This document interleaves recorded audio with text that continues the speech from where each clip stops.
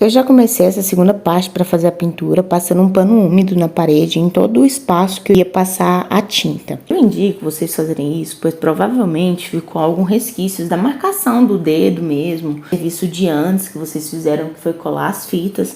Então, assim, pra tinta pegar bem certinho mesmo, é melhor vocês passarem esse paninho. Para quem não assistiu o primeiro vídeo, que é colando essas fitas, para ficar com esse aspecto de alto relevo, eu tenho uma playlist aqui no canal da decoração do quartinho e eu vou deixar também aqui no card, no final do vídeo eu vou deixar ele também para vocês poderem ver como faz a colagem dela. Depois eu usei a fita crepe 45 mm por 50 mm.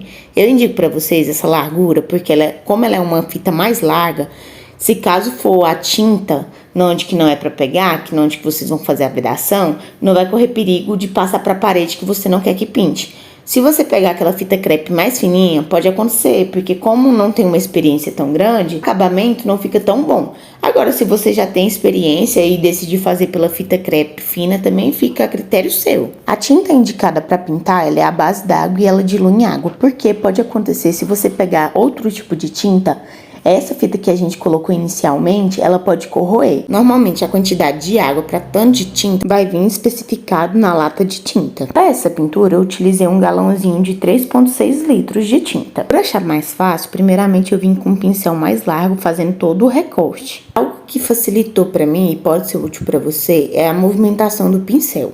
Quando possível, eu vinha com o pincel de baixo para cima, aí eu vinha tirando o excesso. Lembrando que antes de vocês colocarem a tinta na parede, vocês precisam tirar o excesso. Não pode ir com o pincel totalmente encharcado, porque senão vai sobrar muito líquido ali e vai poder manchar e vir com gotículas. Então, sempre vocês têm que dar um bom acabamento. Conforme eu finalizava o recorte, eu vim com um rolinho de 15 centímetros. Eu optei por esse menor, pois aqueles maiores, eles são mais caros e também, como era só essa parte de baixo, não necessitaria dele. Eu vim com ele para poder fazer essas partes do meio.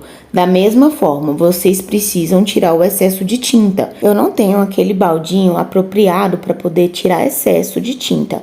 Então, eu tirava nesse balde mesmo. Olhava um pouquinho, vinha passando todinho ali na lateral do balde para sair o excesso. Aí, depois sim, eu colocava na parede. Essa foi a finalização da primeira demão. Aí, depois que eu finalizei ela, eu esperei mais ou menos 1 hora.